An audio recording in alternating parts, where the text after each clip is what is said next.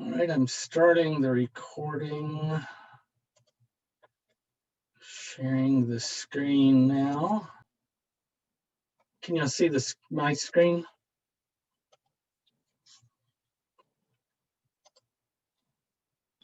Yeah. Somebody, can you or can you not? We can, yes, sir.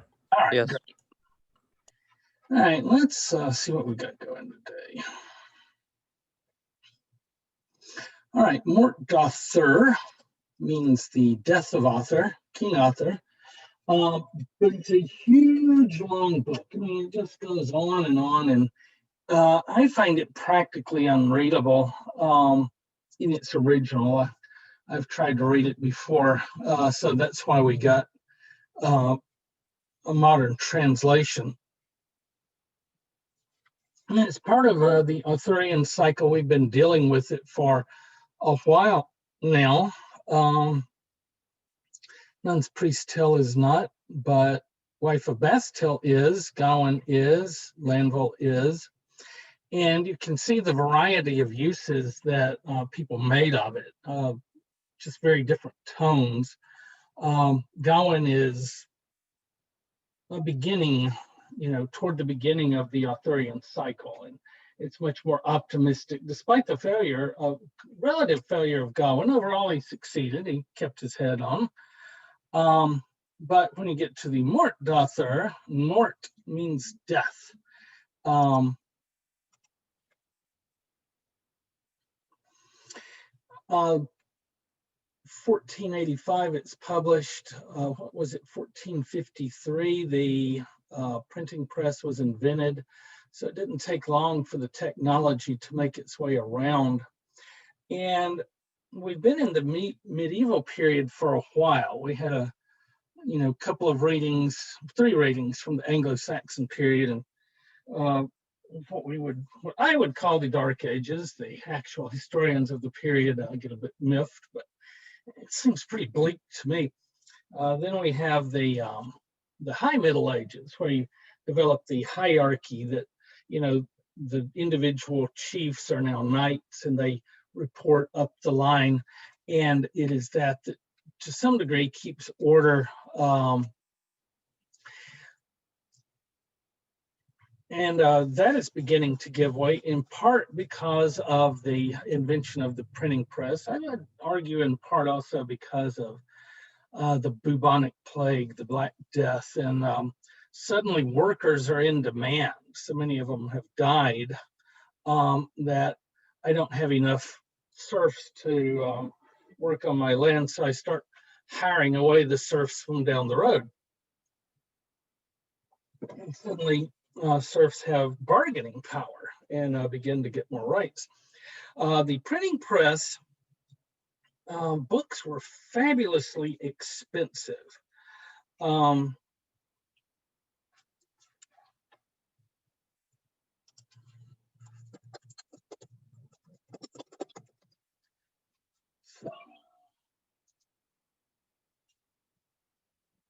This is the St. John's Bible.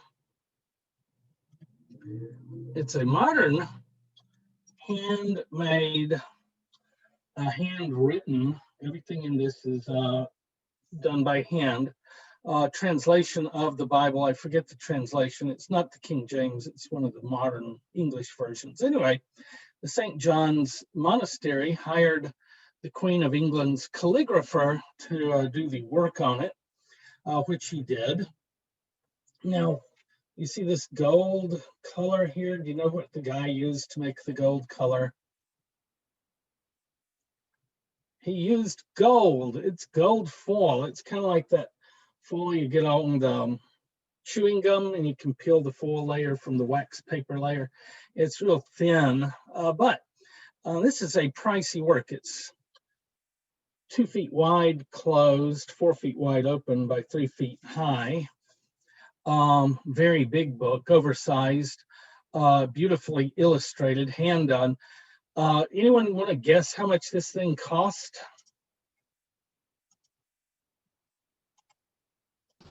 $12,000. The whole Bible, from Genesis to Revelation, brand new, done just a few years ago, costs $10 million. So if you want a book like this, any time before the printing press was invented, the Gutenberg printing press, they were very expensive. Now, you could make them cheaper. One thing, you can make them much smaller. You could leave off the gold, but they're still priced way beyond what the average person could afford. And so most people never learned to read or write.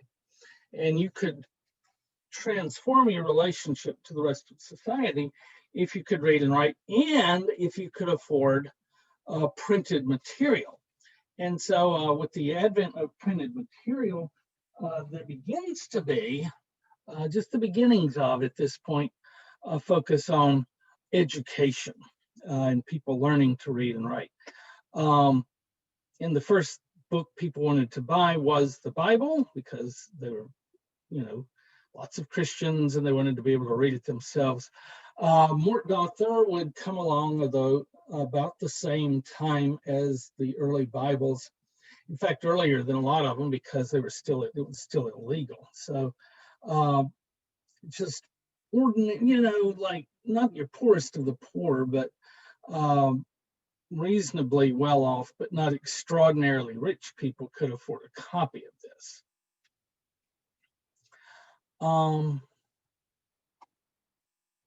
So over the Middle Ages, the Arthurian legend was developed in conjunction with the idea of chivalrous warfare or heroic warfare.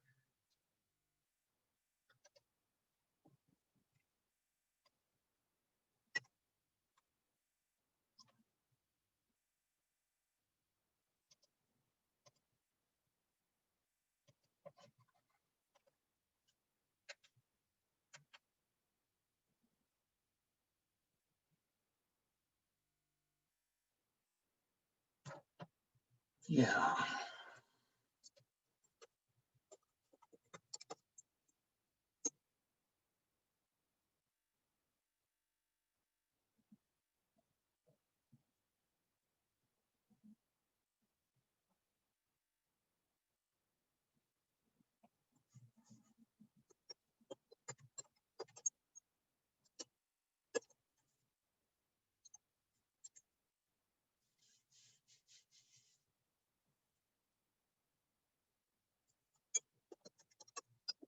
Okay, so chivalry comes from the French word chivalry, which has to do with the cavalry. I think the words are probably related.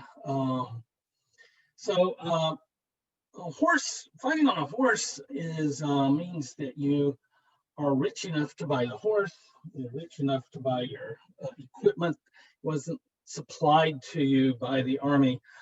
They needed people who could pay for their own stuff. Remember, Lanville was kind of pitiful in what he could afford before he met the really attractive fairy woman.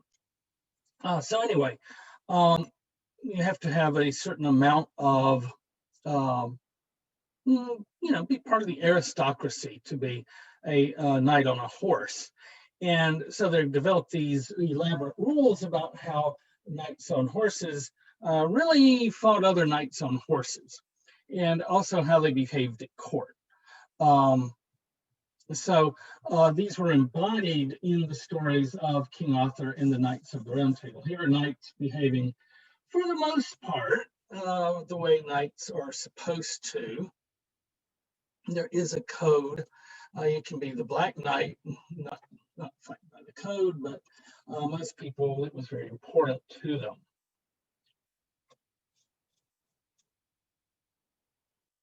Oh, do we have a thing of the Wheel of Fortune?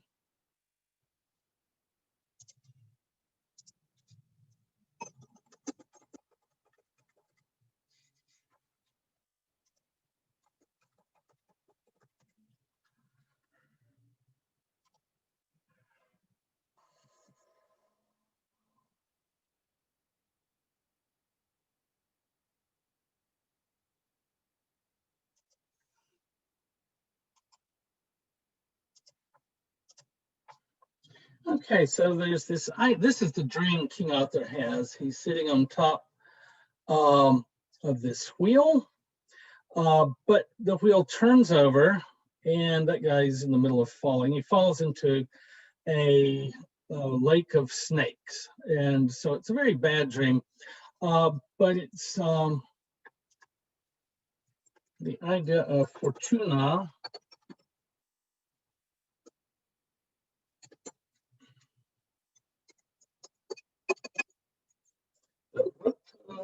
Rota fortuna.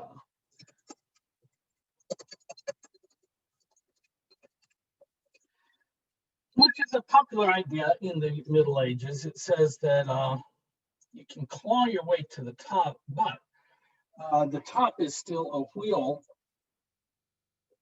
and it can turn at any time and cast you down.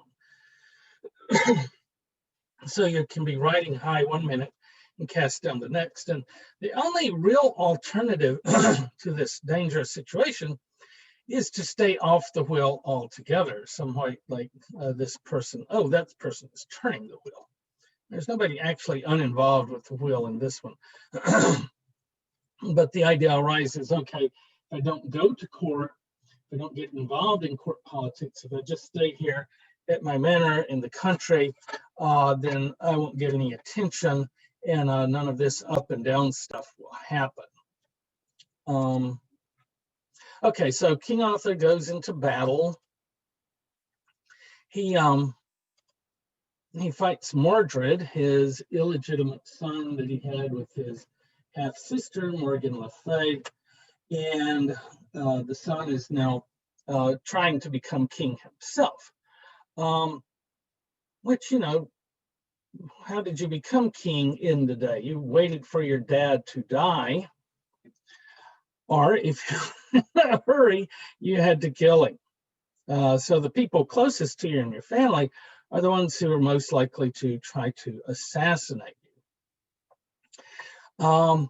Also mixed up in all of this is the outing of Guinevere and Lancelot.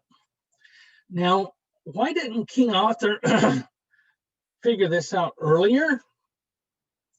Because he didn't want to. One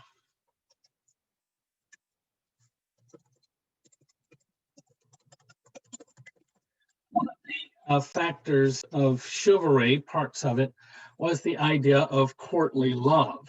And it emerges from the fact that a king needed a lot of knights, not so many women around the court. It kind of had a locker room feel. And so the few women that there were caught the eyes of a lot of young men.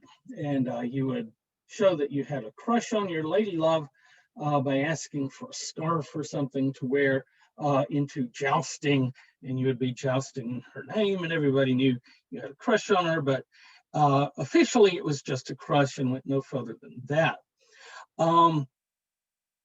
If you did have an affair, you had to do it in secret because of patriarchy. Patriarchy is still the official rule, and if Guinevere and Lancelot had had a baby, it would have been attributed to King Arthur. So he's the husband, therefore he's the father. And so at the time, now we think of, for both men and women, you sow your oats while you're young and then get married. At the time, though, because women could get pregnant and did not have the modern birth control options that we do today, it was more, and because the penalties patriarchy exacts from you if you're a woman are so severe.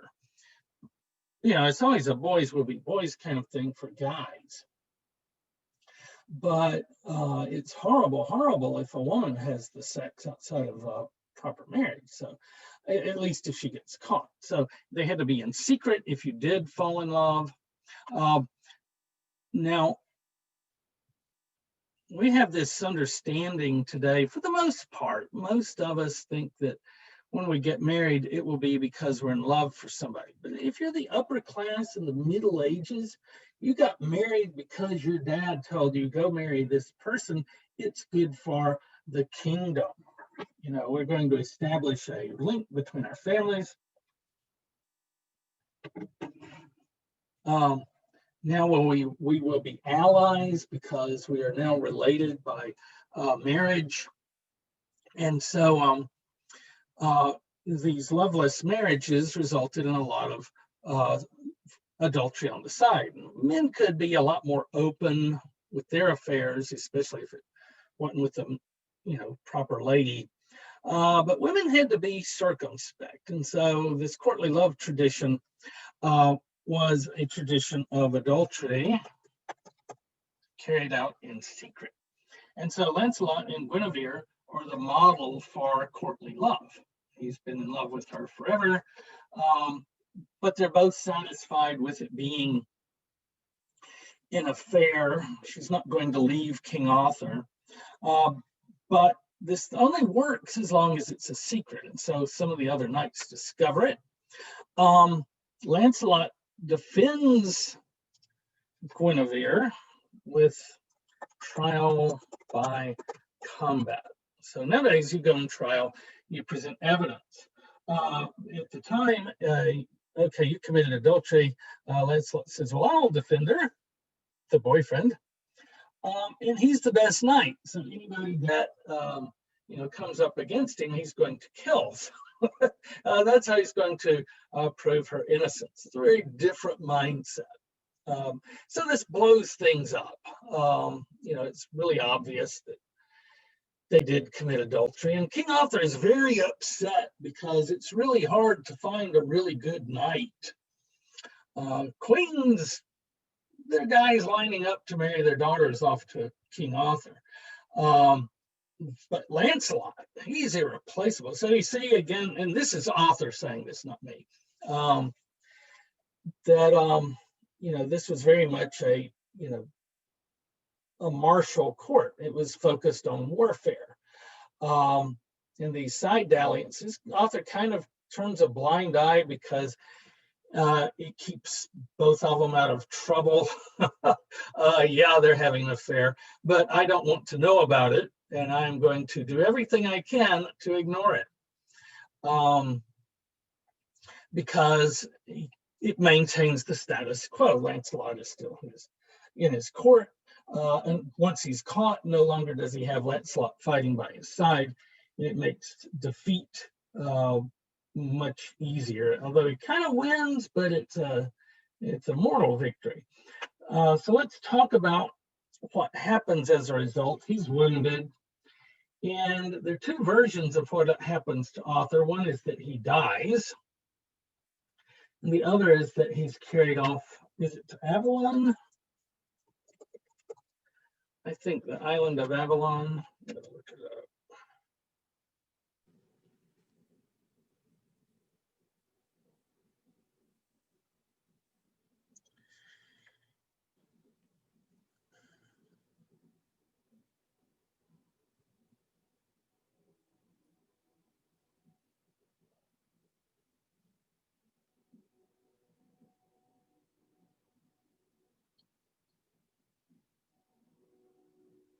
Okay, so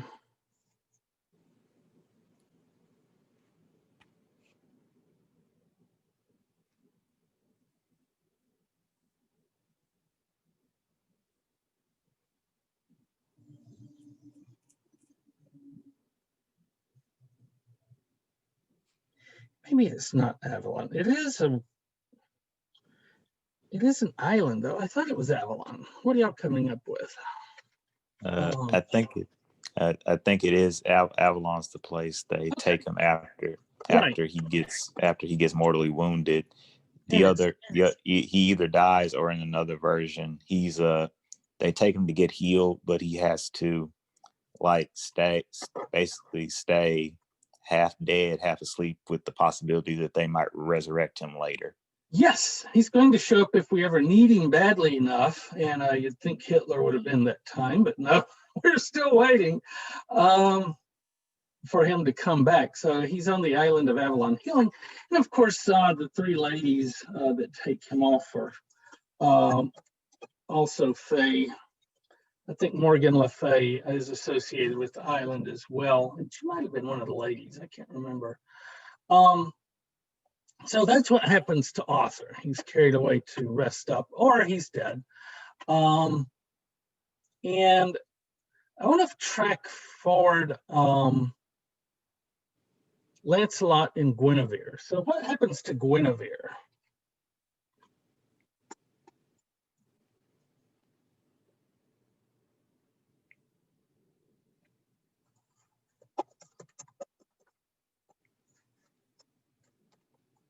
Anybody remember? She becomes Mother Superior at a convent, which seems remarkable given her lifelong. But you saw the same thing with the nun's priest tale. The nun's priest was the Mother Superior of a convent, and she was much more interested in French novels than she was in devotional literature. She was a lady of the upper class, and her family had gotten her a position worthy of her, place in life. It wasn't, she wasn't the type of lady who would go into a convent and scrub toilets. So, the caste system of the period that was reflected within the church as well as within society in general. And so Guinevere becomes a nun. Because what do you do? It would be, how are you going to remarry after you've been married to King Arthur? So basically taking herself off the market, of the marriage market, because whoever she married would be really angling to be the new king of Camelot. So she just opts out of all that and goes to a convent where she becomes a Mother Superior. What about Lancelot?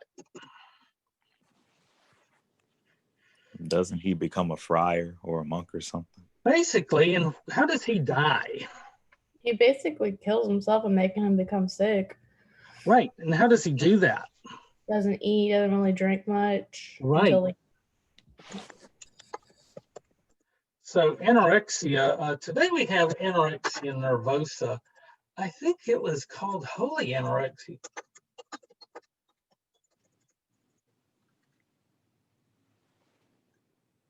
Here we go.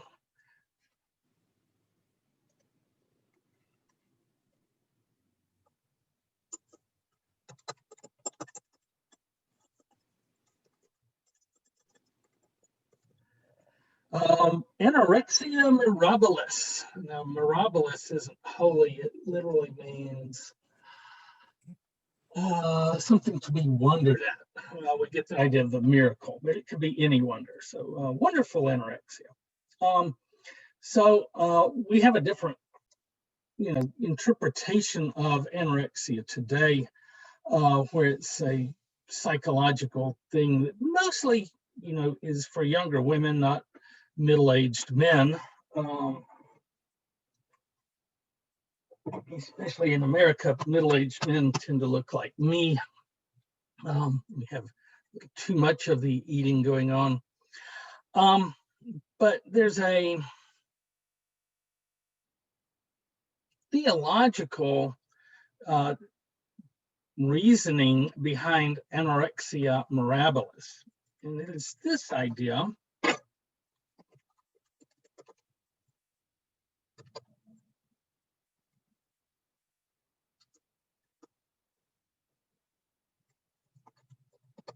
The spirit is supposed to govern the flesh. That's the dictum of the great chain of being.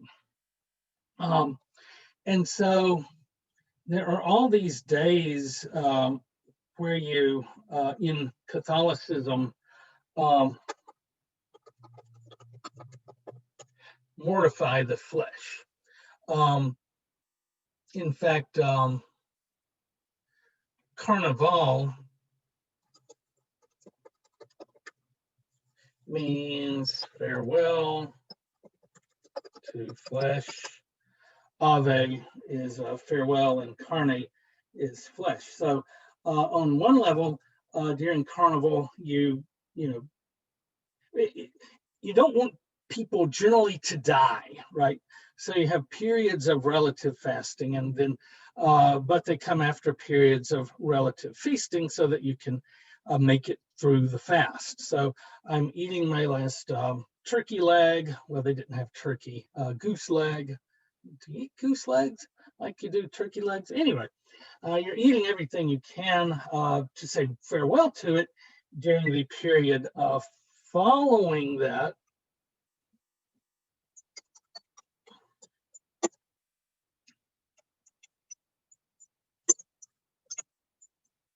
Your Catholic friends want to tell, oh, I already did, sorry. I'm talking while I'm typing. So during Carnival, you indulge the flesh, and it means the flesh of the body as well as the flesh that you're eating. And then in Lent, you're to mortify the flesh. And mortify comes from the Latin word for death. So we're putting the flesh to death in order that the spirit might live. But you do that for 40 days, and then on Easter, you break out a big ham and start eating again. Lancelot has been the greatest warrior of them all. But how did he do that? He did that by bulking up the flesh. He couldn't miss meals when he was one of King Arthur's Knights of the Round Table. He had to keep himself in fighting shape so that he could go out and use his strong right arm. His arm had to be strong or he wouldn't be much of a knight. So not a lot of mortifying at the castle for the guys who were doing the fighting. It was more like, let me do my carbo load so I can go out and fight these guys. I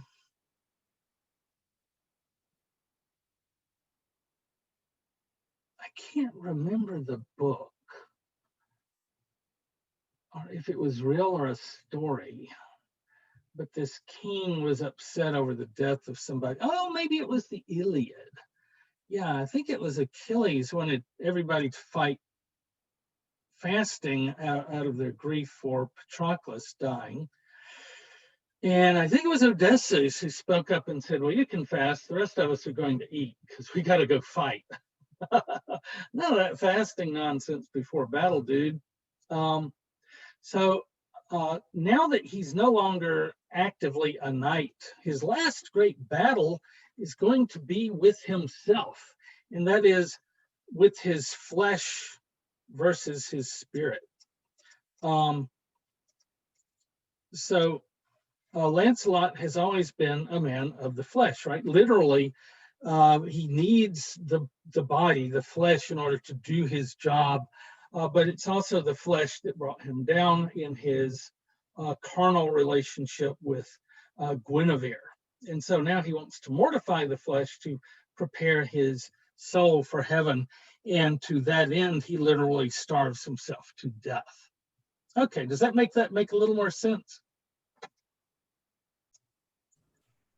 Yes, sir. All right. Why don't we today talk about the research paper? Let's see when that's coming up.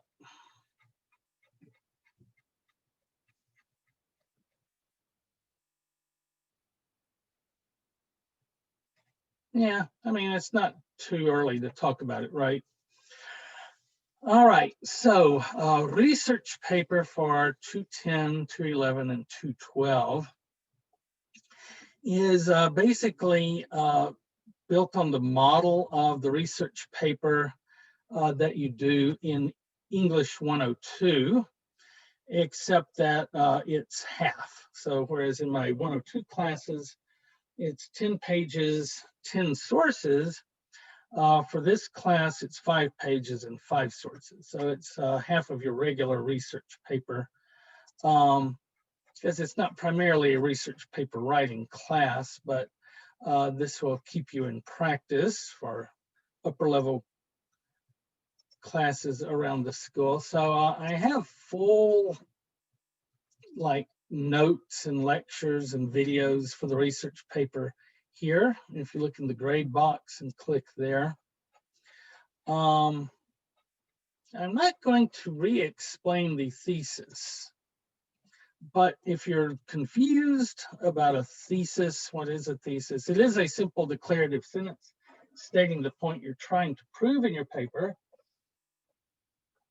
If that does not make sense to you, take the time to work these, read this article, work these exercises, and listen to the lecture where we work the exercises in class. And there are also thesis writing places you can practice writing a thesis statement online. So we want a good thesis. That's the first thing I look for. Development. You have an outline, and to reflect your outline, you have topic sentences. Topic sentences are simple declarative sentences stating the opinion you are trying to demonstrate in a paragraph. So a topic sentence and a thesis are exactly the same, except a thesis governs a whole paper and a topic sentence governs one paragraph. So that's 1, 2, 6 things I'm grading, and a third of it is just writing these sentences. So I would encourage you to go back and look at this. Now, the thesis needs to be focused. It needs to be your opinion you're trying to demonstrate. There are 2 big don'ts for research papers in my classes.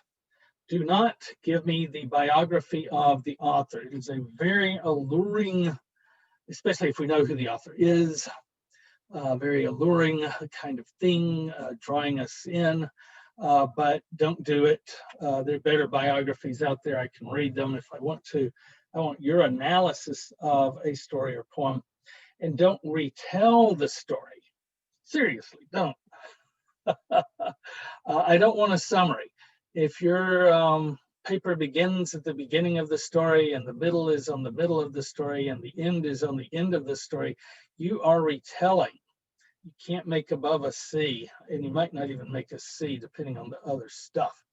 I want analysis, and here are the different, we won't really talk about textual criticism, but source criticism, where did you get your source? What does it mean? Like Genesis A and B obviously has a source in the book of Genesis, but also other parts of the Bible that talk about, the war between heaven and hell, also pagan mythology. So, how do they blend these together? That's what we're talking about. There are various other approaches to analyzing literature. And the easiest way to figure out how to write about a specific work is to read some of the articles and see what they're arguing about, because there's certain issues with any kind of writing, and you want to be in that tradition. Okay, so third, I want quotes from the story itself or the poem itself. That's what you call a primary source. I also want quotes from a secondary source. Now, in general, each paragraph in the body should use a couple of quotes, brief quotes from your story, and a couple of quotes from your research materials. We have 5 of those instead of 10. Let me show you where to do your research. Generally, we're trying to avoid going in the library, just any old library. No, we want the LaTeX library. There we go.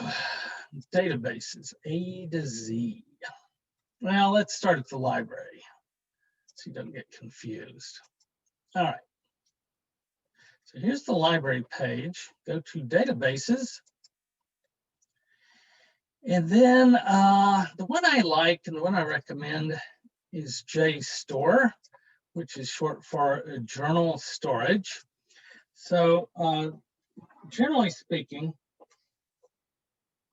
if I'm writing an article and I want to be getting an exhaustive bibliography, I will go to the Mla International Bibliography, which means Modern Language Association. So it's English, it's French, it's German, it's Italian. not so much Latin and Greek, but most of the other Western languages that are still being used today. The problem with the MLA is that most of the articles are not linked up in the MLA. You have to actually go to the library. And when you get to the library, you'll find that we don't have that many journals.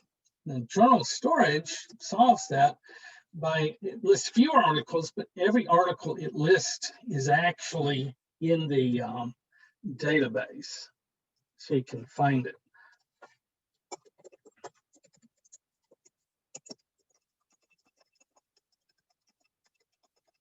So let's say I want to do a paper on Gawain in the Green Knight. Oops.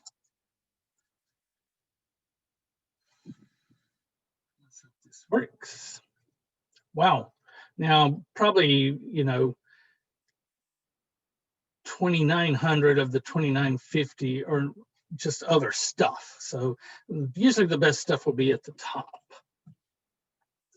All right, so I see this Sir Gawain in the Green Knight, published in 2010 in the Hudson Review. I want to read it. Hey, guess what? I can download the PDF. Now, if you're off campus, you'll have to log in the same way you log into Moodle or anything else. If you're on campus, I don't know why. I guess I'm already logged in.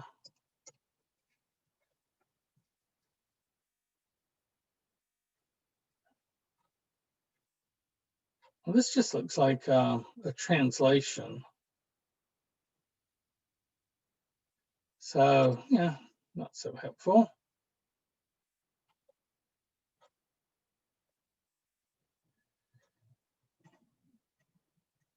Template criticism. I don't even know what that is. I know what a template is, but I've never heard of template criticism. Okay, so here we go. This is a standard scholarly article. So you read it, take notes on it, and then when you get ready to write your paper, you either use this as an example of somebody agreeing with you, or you can disagree with them, say, in spite of what Halverson says, I believe this. So you write in conversation with these others. So you have at least one primary source, at least 3 of these journal storage sources, and then I want one quote from the Rolls-Royce of English language dictionaries. So what is the Rolls-Royce of English language dictionaries?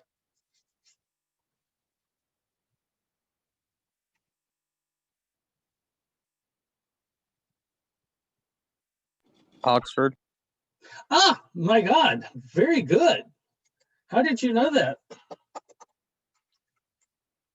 That's the one that Apple uses. Oh, cool. So Apple is smart.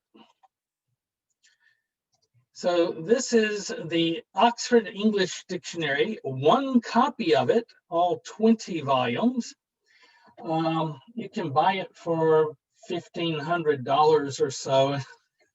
Lug it around. It'll take like 3 boxes just to lug it. Or you can get it online, which we have in that same databases.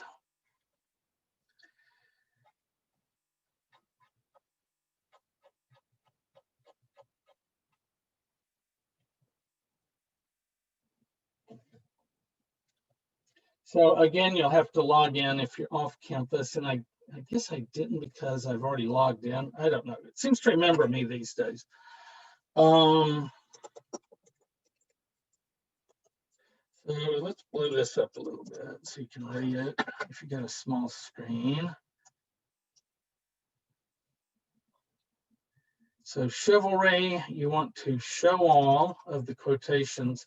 You want the full entry. You can see why it's so long. They give the definitions. They give more definitions than most dictionaries, but then they have a series of quotes that show that definition in use. At one time, the chivalry constituted the main strength of a medieval army. the word had something of the value of army or host. And so we first see this in 1382. We last saw it in 1530. So you know that the word is dropped out. And here's an obsolete definition that fell away in 1779. It was going away by then. 1805, this is getting a little closer to the present. Any modern uses of this thing? 1833, 1876, 1827. Okay, so this is probably more than you want to know, but the Oxford English Dictionary was first published beginning in the late 1800s, going into the early 1900s. That was just the Oxford English Dictionary. When I got to LSU in 1988, all my professors were super excited because that was the year the OED2 came out, the second edition. And it updated some of the definitions from the first book, but some were left untouched. So ever since then, very shortly thereafter, they started moving to the computerized version. So we're on version 2X, moving toward 3. And every 3 months or so, they come out with a new list of words they've been updating. But the fact that no definition is from the 1900s or the 2000s means that this is the original definition, the way they wrote it back in the first edition. It's never been edited since then. Which doesn't mean anything for your paper, but that's just, somebody's used the word chivalry in the last 100 years. It's just that they haven't gotten around to updating it for the OED3 yet. Or maybe they're just going to leave it that way because it's an old word. Who needs an update? But it's still in use through the better frequency chart. So find the one that you think best fits the argument you're making and the use of the word in the story you're using. Let's see if we can. Gallant gentleman. That may be it. Bravery or prowess. I want to get at the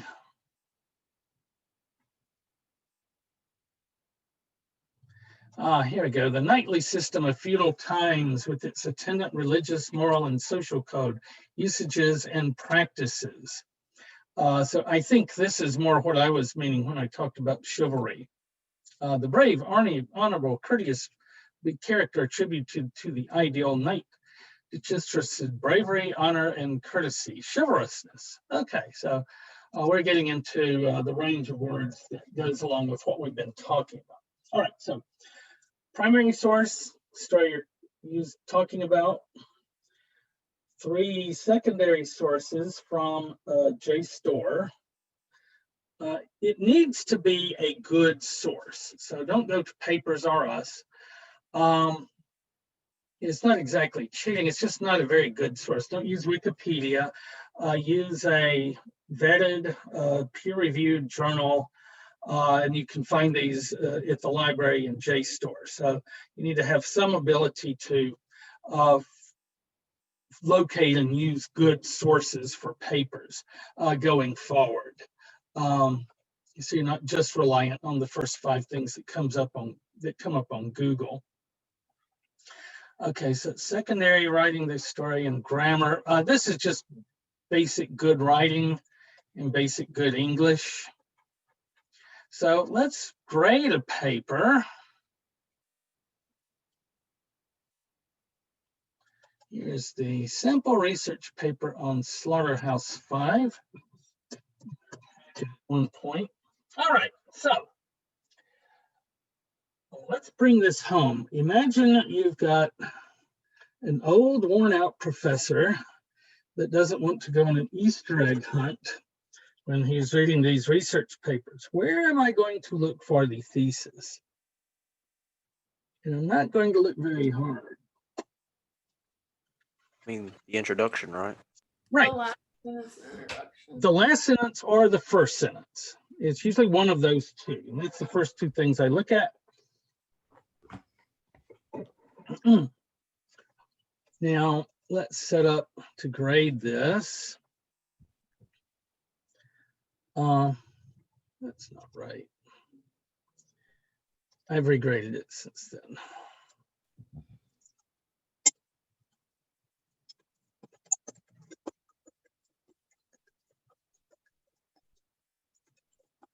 So the first thing I'm looking for is the thesis. And I'm looking in the first sentence and the last sentence. And I've lost the research paper. Okay, here we go. In the novel, Slaughterhouse-Five, or The Children's Crusade by Kurt Vonnegut, the story of Billy Pilgrim is used to explore various themes about life and war. Now, is this a possible thesis statement? Remember, a thesis is a simple declarative sentence that states the opinion you are trying to prove. So is Billy Pilgrim used to explore themes of life and war? Is that an opinion you can try to prove?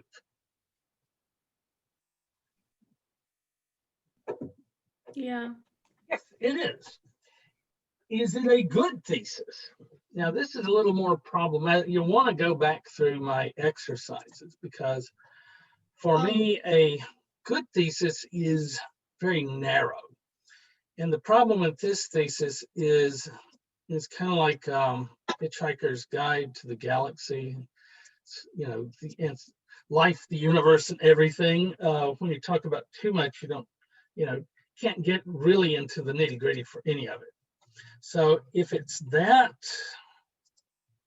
I'm thinking the best he could do here is maybe a 3.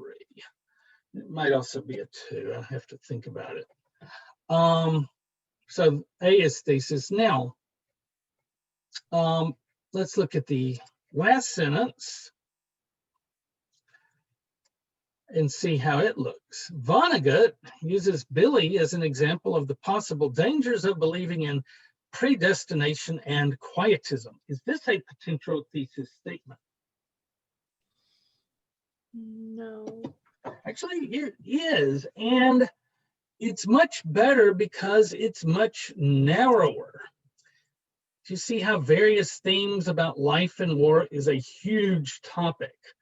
But talking about predestination and quietism, once you've defined the terms, predestination is the idea that everything has been laid out for us by God. So he decided before the world was created that I would be wearing this shirt today. And quietism means, well, why bother? Because everything's been predetermined. So, you know, it kind of takes the fight out of you if you believe in predestination. I don't need to do anything to make things happen because they're just going to happen the way they're meant to happen. And so that is a very specific way of looking at the book. And so if it's that thesis, then it would get a 4. Now, which one is the thesis? How am I going to find that out? Reading the next paragraph. Yes. About. God help me, I've got to read this paper, right? All right. So Vonnegut's anti-war feelings create a major theme in Slaughterhouse-Five. All right, which one of these does it look like he's using as his thesis statement? First one. The first one. Yeah, sadly, what could have been a really good paper is going to be a crappy paper. Let's keep going. Pilgrim is used to show the terrible consequences of the war. That is a topic sentence. This is a topic sentence. It's a simple declarative sentence stating the opinion he's trying to prove here.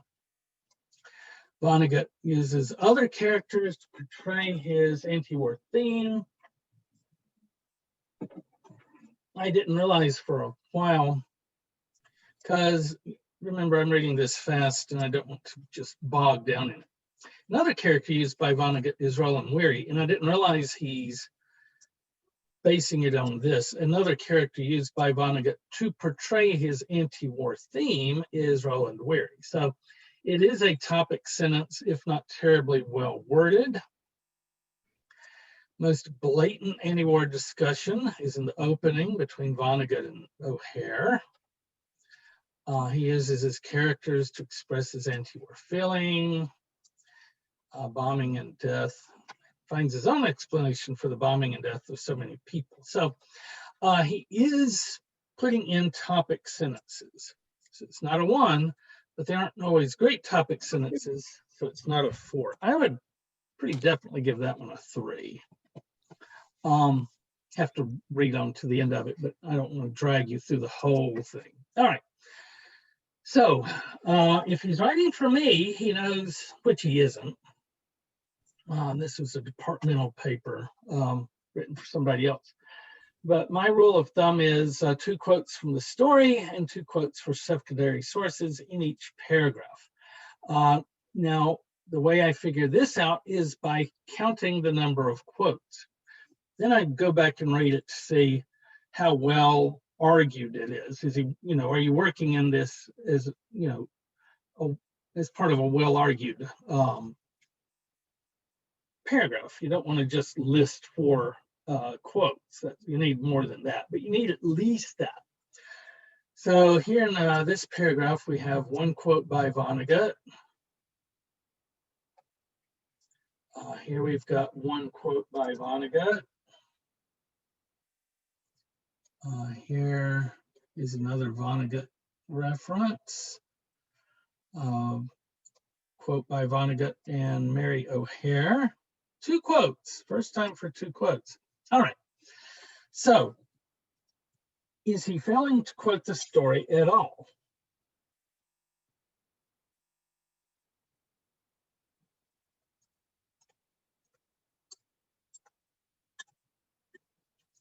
So are there any quotes from the story? It's going to be a 1, 2, 3, or 4. If it's no quotes, then it's a 1. Is it that?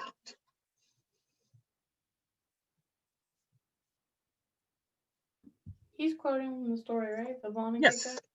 about half as much as he needs to. So can it be a 4? No.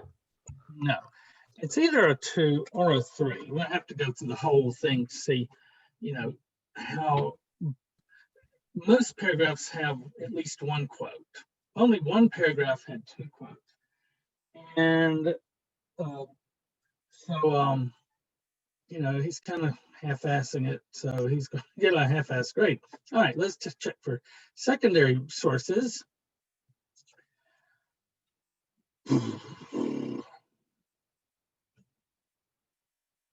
All right, in this paragraph, we have a guy named Cox. So 1 reference, 1 quote from a secondary source. Marvin, okay, 2 quotes. Marvin, 1 quote. And by the way, we're starting to see a pattern. He's only using Marvin as his secondary source in this part of the essay. So be sure you mix your sources up. Don't just quote 1 and then have the others there to, fill out your bibliography.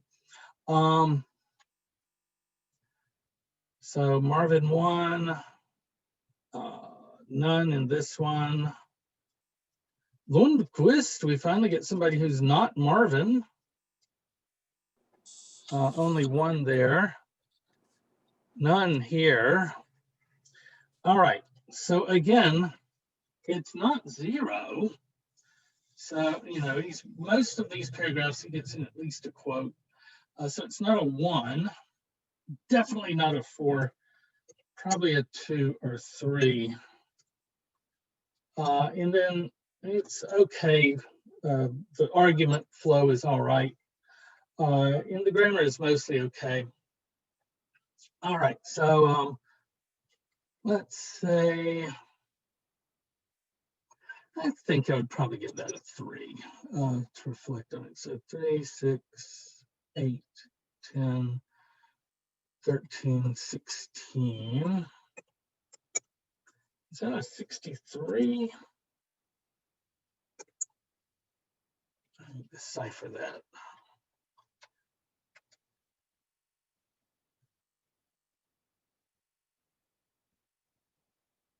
No, 67.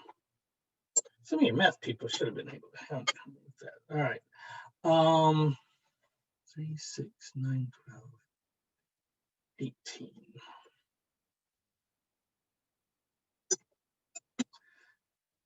Or it could be an 18/24, which, as I recall, is a 75. So somewhere between a 67 and a 75, depending on, how he maintains, if he keeps doing the way he's doing, or if it gets a little better. It won't be lower than a 67, and it won't be higher than a 75. All right, so that is a general, okay paper.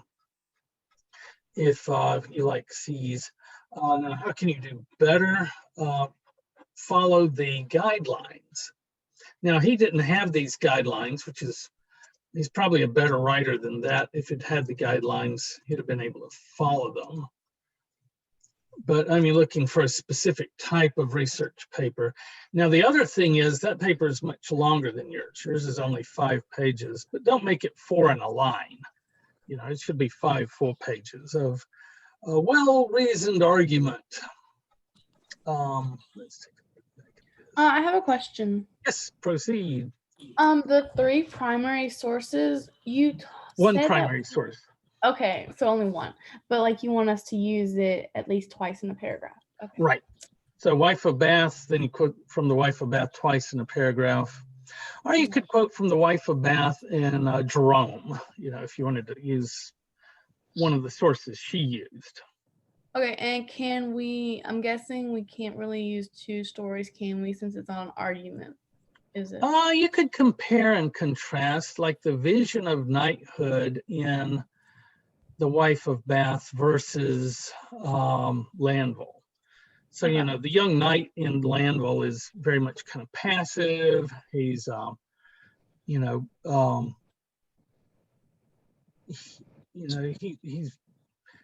a more or less decent enough guy, if not very polite at times. Whereas the guy in the wife of Bath, she sees knights as, kind of rapists on the loose. You've got a license to do what you want to do because you've got a knight and you got people to back you up. So it's a very different vision of the King Arthur knight than we normally get. So you could compare and contrast how wife of Bath views knights versus how Lanville views the knight. Does that make sense? Yes, sir. All right, so you could do that. I'm sorry, when did you say this was due? I have no idea. Was it up in November? I think the date was around November 9th or something. 6th, but we'll probably put it at, that at the end of the week rather than the middle of the week. So 6th or 7th. I have a question. Yes. Can we use any of the stories that we used to write about, or is it just Wife of Bath, Lanville? We could use Beowulf or something like that too, right? Anything from Julius Caesar to John Bunyan. Okay, thank you. You're welcome, but it does need to be from our rating.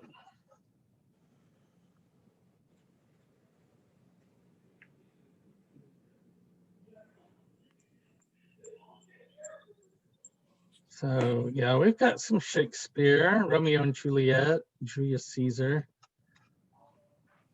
So look through here. The advantage from later in the quarter, starting next period, we will start to read stuff as it was actually written. Everything we've read until now has been either totally translated or updated from Chaucer's medieval English to modern English. So bear that in mind. This earlier stuff is actually easier to read because it's easier to read because it's been translated for you. And starting next period, it's going to be a little harder to understand, although not terribly hard. They flee from me that sometime did me seek with naked foot stalking in my chamber. You know, I understand all those words. Yes, it's a little dated. All right, any other questions?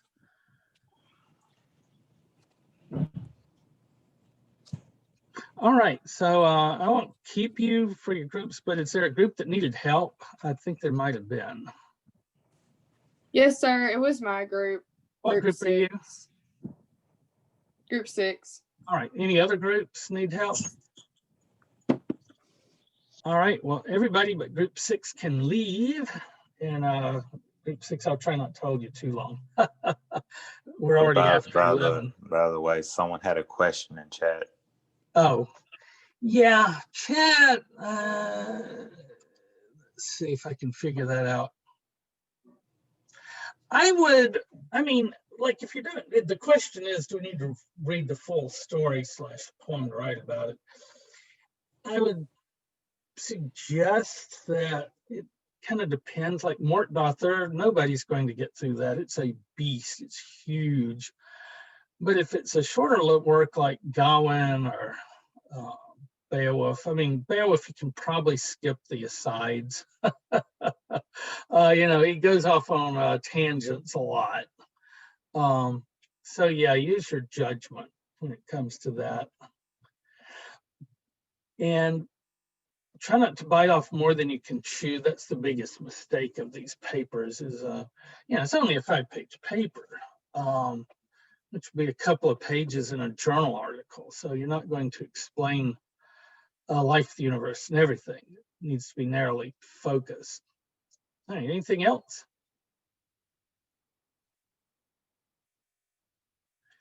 All right, well, group 6 hang out, and everybody else can bug out if you wish.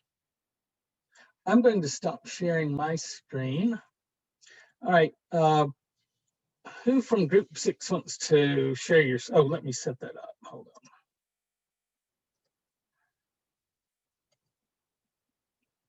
All right, so what's up with group 6? Honestly, I'm just having a hard time finding like what we're even supposed to do. Like I've looked through all of my files and I can't find it. All right, can you share your screen with us? Yes, sir.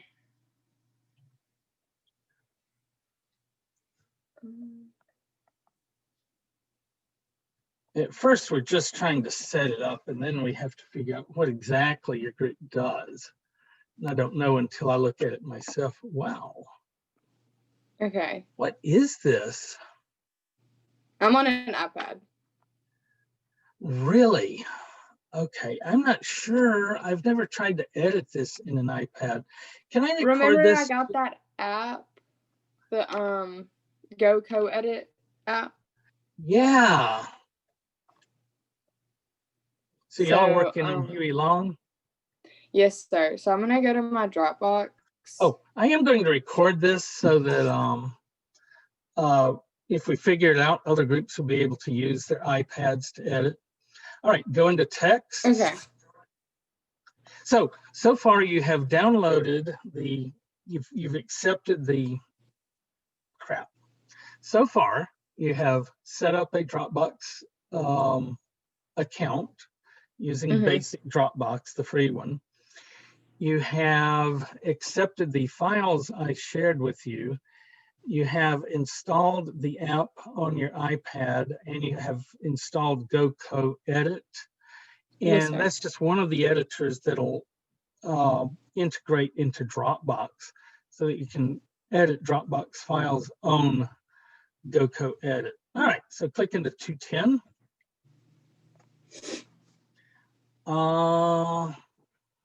Let's go back up. I'm not sure we're all the way down. Like, you see that back button at the top? Yes, sir. Yeah, keep going back. I want to make sure. You know, one more.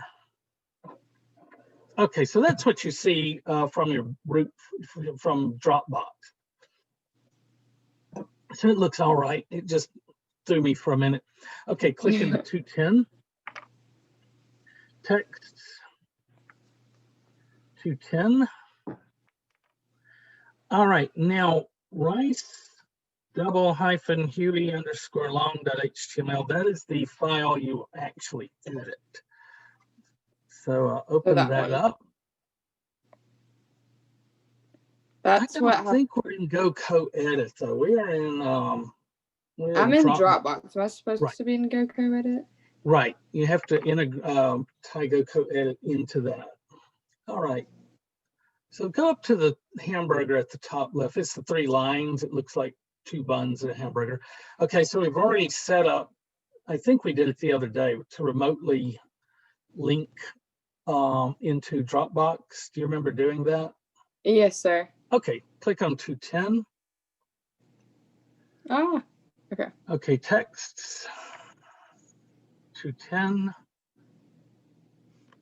And then rice to hyphens huey_long.html.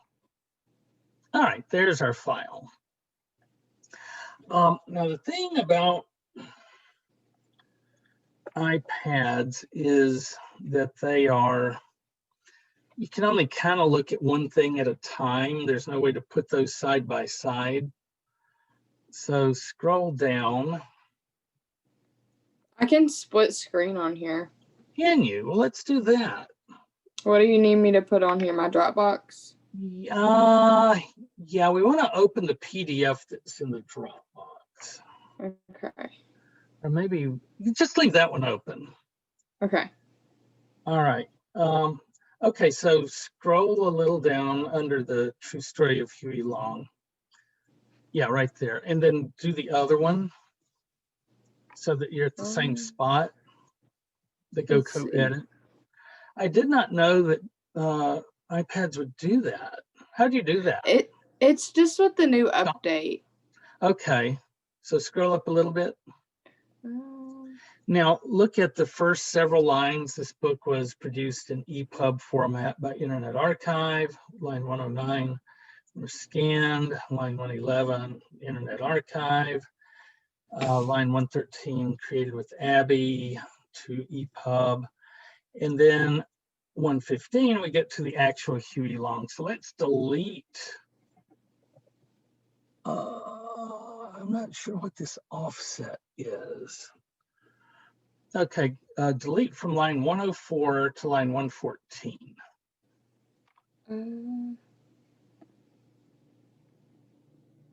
Leave 114, sorry, or now the new 114. I like don't know how to do that, if we're being honest. Try using delete. Hit delete. Do you have a delete button? Yes, sir. Oops. See how that works.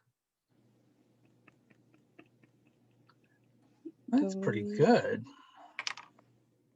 Okay, so go down to the end of line 112 and start from there after you do that. Okay.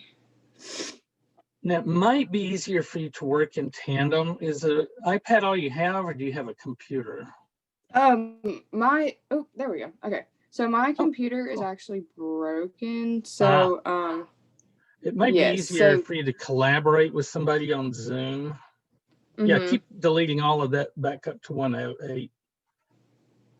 It might be a quicker way to do it, but let me see. I use Go Co-Edit for making lists that I don't want to. Oh, look at that. How'd you do that? I don't know. All right, now save it with the check mark. And then the little, okay, now reload. Oh, see refresh over there on the, okay, scroll down a bit. So you've edited it. You see the difference? Yes, sir. Now you'll also need the PDF, so you can put that on your iPhone maybe. Yes, sir. And as far as formatting, don't worry about the formatting. I just want the proofreading right now. So really what we're just doing with this project is going through and proofreading it and making sure that like there's no mistakes in the text. So if you look down toward the bottom of the left, you see to open Freedom Store. Okay, so what's wrong with Freedoms? There needs to be an apostrophe there, and it doesn't need to be capitalized. Well, it probably was capitalized in the original. Oh, okay. Because freedom, Yeah. And that's where you would look at the PDF. But anyway, go back and there you go. Put that in there. And then you can save it with the little check mark. And then refresh it over on the other side. That's pretty cool. And then See, get to the forward. So you see there's a mess there. So this is where you need the PDF. Do you have an iPhone? Yes, sir. Okay, do you have Dropbox on your iPhone? I don't, but I can get it really quick. Yeah, it's just the same app. Groups. What group are y'all? We're group 6. All right. So I'm doing the same thing over here that I walked you through on. So there's a hueylong.pdf.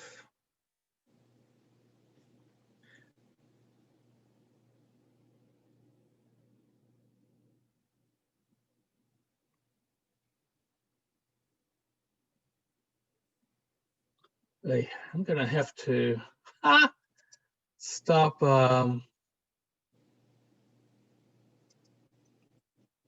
going to show you what it looks like. Okay.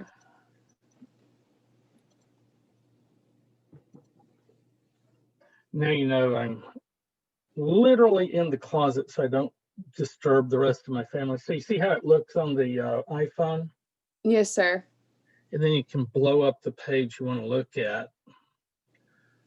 Now, there's a special kind of coding to make it look like that. And I don't want y'all to get into all that because that's a whole different thing. But then when you go to the next page, you'll see herein you will find the worst and best of Huey P. Long. You can see it looks like this, got wet or something. And so the edges are faded out, and that's probably why it's so bad. All right, so do you want to share your screen again?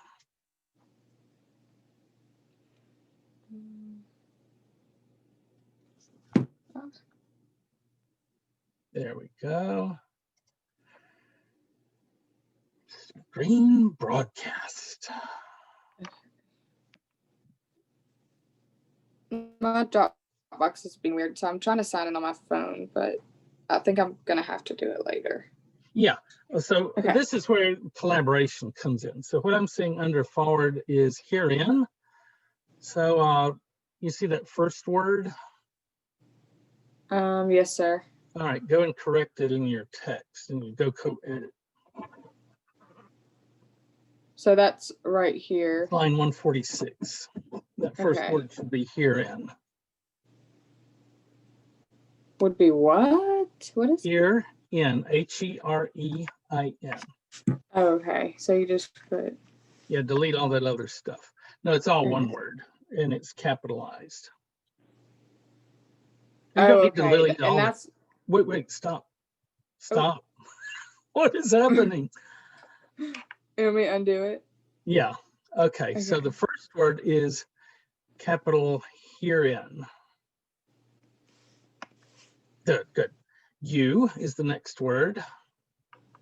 Oh, and delete that. That was, see the rain thing? Delete that word. It was supposed to be herein. Okay, yeah.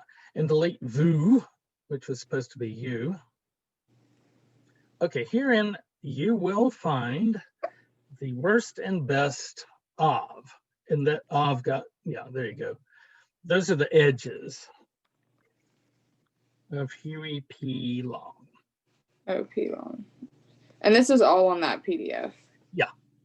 Okay. So once you have the PDF, it'll be easier than me reading it to you. All right, line 148. The first word should be after without a comma. So after you read this book, you will know and understand Huey.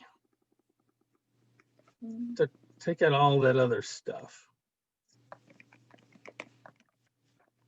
And take out the backslash after, and it should be a period, not a comma. All right, line 150, you will realize. So that should be a will and then a realize. So yeah, delete all the gibberish. There we go. You will realize that. You realize that. Oops. He is both menace and Messiah. So that ML, delete that and type in Messiah. And it's uncapitalized Messiah. How do you spell that? MESSIAH. Okay, just making sure. Period. A menace. Delete all this gibberish. Well, A is okay. That that's a menace. A menace to the. Now notice exploiters over there. Delete everything from where you are to the, in that hyphen, yeah. Okay, exploiters. Very good. Of the poor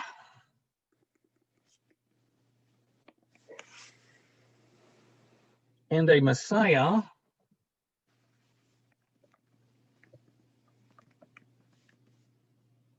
Do you have a keyboard?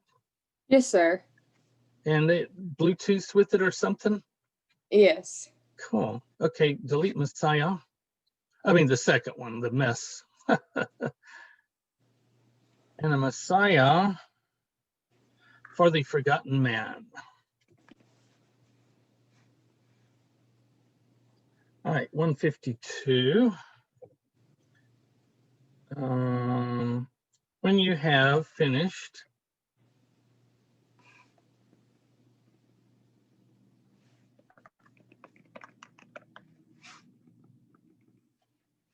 so what they do at archive.org is they make really nice scans. You know, it's a color scan. It's the way the page looks in real life.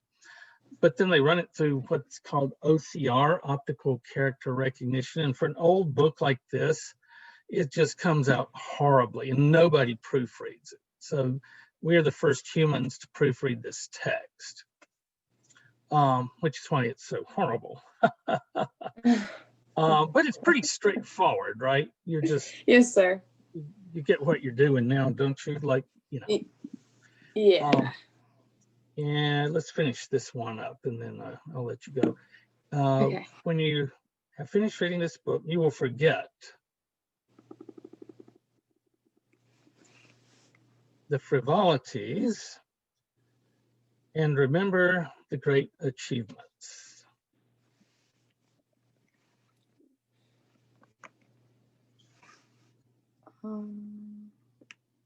Yeah, that's it. Now, images we're going to leave alone.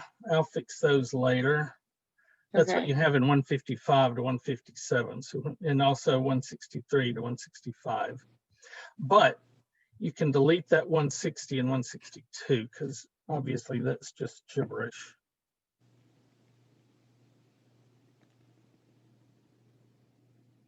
And you'll be picking up, well, let's do that one last line and then you'll be ready for the first page of the body of it. With millions of others, you will appreciate the progressive character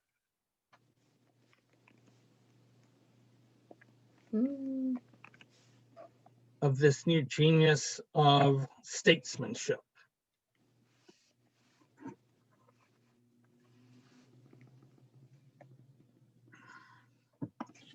Okay, so that was kind of an introduction page.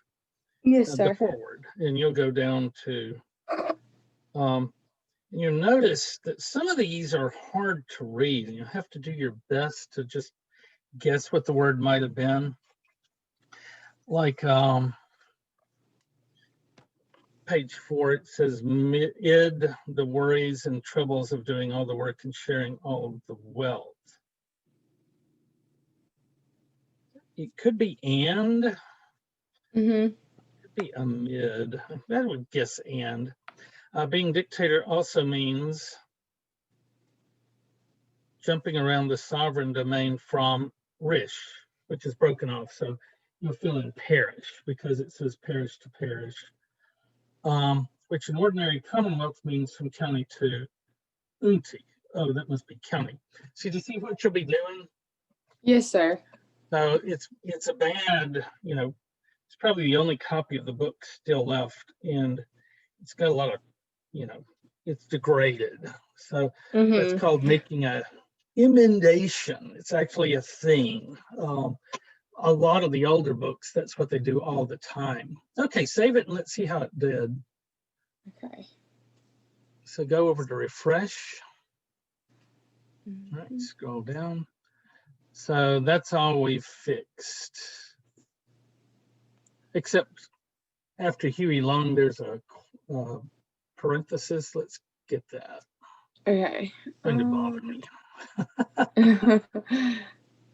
Go up. There. There it is. Okay. I know. I feel like now that I know what I'm doing, it's not going to be hard to.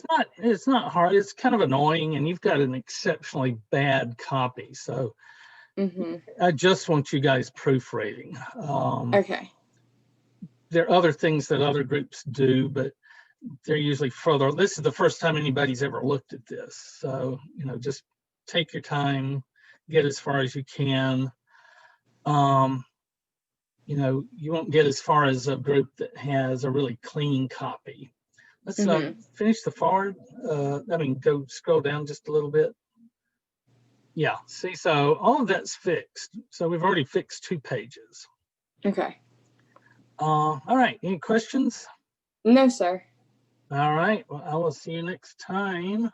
Yes, sir. Thank you. Thank you. Now I have a recording of how to do this in Dropbox. So, I mean, on an iPad. Yesterday we got Chromebook to work, which is kind of a first. So, Yeah. you know, it was mostly just Windows and Macs, and that's still the majority, but we have a few, you know, there's the occasional Linux person, and you're the first one I remember trying to work on an iPad, but you know, it seems to be pretty good. It's not too difficult. Yeah, especially if you put the app on your iPhone, you know, make sure you use your same email address and all that, and then you get the files there, and you could have it, or if you're all Zooming with your partners, you could have somebody looking at just like I was doing now. You know. Also, only one person at a time actually edit it, or you'll get conflicted copies. Okay. But other than that, you know, it's pretty flexible how y'all work on it. You know, just what y'all figure out is good. All right, talk to you later. Thank you. Thank you. Bye. Bye.